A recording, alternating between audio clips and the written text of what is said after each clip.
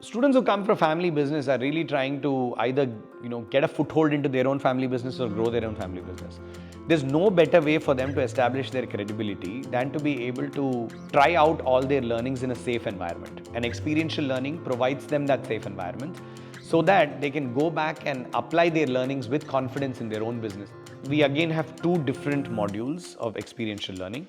One of them is the global immersion. They get this global perspective both from students of the university that they go to and the faculty of the university that they visit.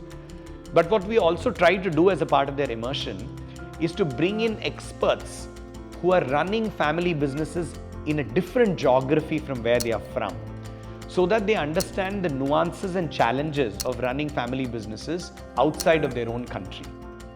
What we also have for our MFAB students is the concept of an action week. We plan to source real-world family business problems.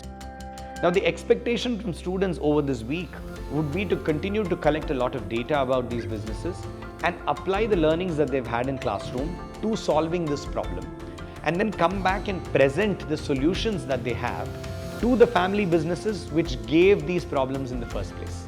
So in some sense, it's an experimentation opportunity for them to apply their learnings, but in some sense, it's also an opportunity for them to interact with family businesses outside their own and to be able to understand the nuances of the solutions that they're proposing and whether they are practical or not. On the other side, it also happens to be a great opportunity for family businesses to collaborate with our school and to get some of the best brains to work on their most difficult problems, so that they are able to take back meaningful learnings and apply it for their own businesses.